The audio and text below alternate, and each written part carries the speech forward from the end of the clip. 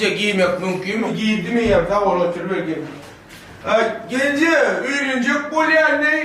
Şöyle tillan tanıyan mı lağı balon sürüyen? Şon diyen süydüm dahi bir vakısta. Gittin çotik haş, kolumun öğlenecek, bolan şon gayret et öğlenirli gönece. Ölmemişin yıllıdır restoranını yürüyte salgı verdiler de biliyor musun? Jubileynin uğruna ne kadir etkelen ağrısın dedik. Zor. Oğlum takvimini giyelim işte. İnmen öğlenecek böyle. Öğlen bırak ya. İlk öğlene bizim yıllık toy mekanımız sayılap katın olsun. Aha, ne için böyle? Sebebi bizim toy mekanımız beylek toy mekanlara seyredende katamaklı. O ne eli böyle oluyor? Sen fikir ettiğin bakandan iyirinden ikna olaylayan şu oluyor. O ne mi pribil galyar oldu? Bundan işin olmasın. Bu? Onun? Bizim aşperlerimiz anır başı, nay başı aşperler.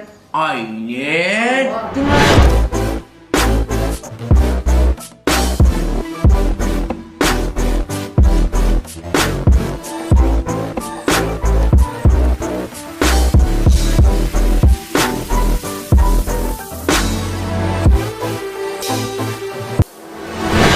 Onu?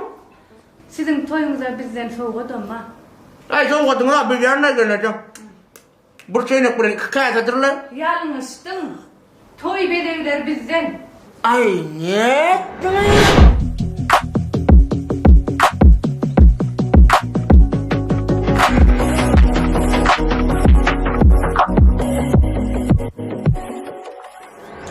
Onun?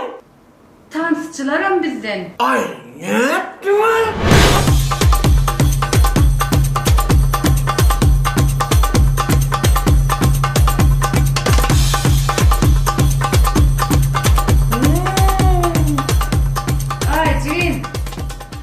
Aycim. Elin koy ver aşağı. Koy ver. Onlar da korkma mı? Sizin toy günü giyirme salonunuzdan bizden. Ay ne? See you every time. And on my eye, I like your style. You make me wanna cry. And now I beg to see you dance just one more time. So they say, Onun? Toyda aydım aytmal bağışlanmadan bizden. Ay ne?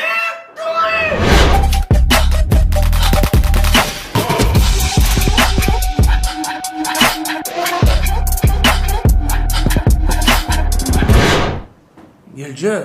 Al. Kıyıdan sizden mi? Yok. Kıyıda sabah getirmedi. Ay ne yaptın ay? Balonu var ama onun sağlam melekiniz ya.